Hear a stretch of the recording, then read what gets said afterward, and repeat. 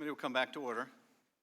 We'll now begin a period of 5-minute questions from the member. If I could ask you, Ms. Williams and Colonel Vindman, you were asked a series of questions by the ranking member at the outset. Were you aware of the fact that, and then there was a recitation of information about Burisma, Zlochevsky, the Bidens. Is it fair to say you have no firsthand knowledge of any of the matters that were asked in those questions? That's correct. That is correct.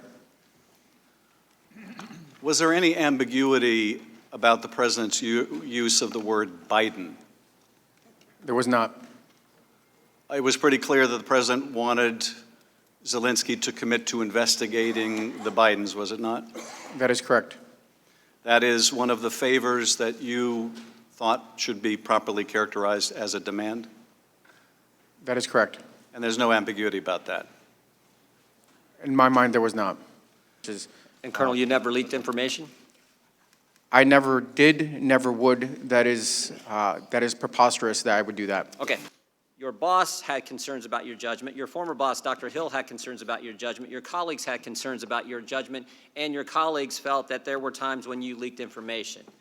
Any idea why they have those impressions, Colonel Vindman?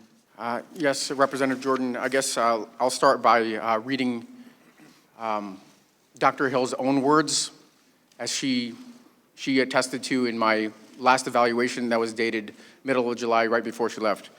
Alex is a top 1% military officer and the best Army officer I've worked with in my 15 years of government service. He is brilliant, unflappable, and exercises excellent judgment. So It was It was exemplary during numerous visits, so forth and so on, but I think you get the idea. Mr. Morrison, yeah, the data that was,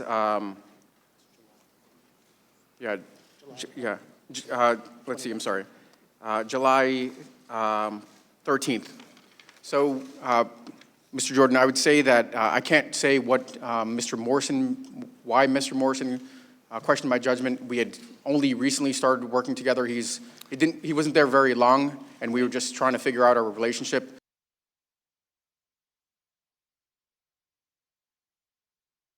This is important because as early as next week, my Democratic colleagues are going to say, we need to vote on the evidence from this impeachment inquiry, on the impeachment of the president for bribery.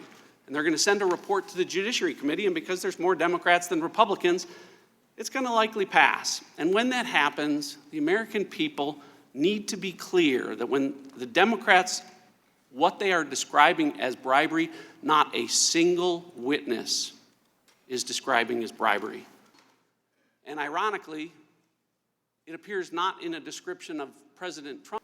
We've heard many times in the course of this proceeding that the facts of the president are not in dispute.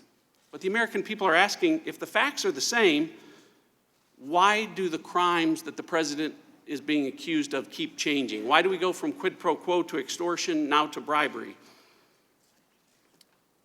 Chairman Nunes told you the answer. The answer is polling.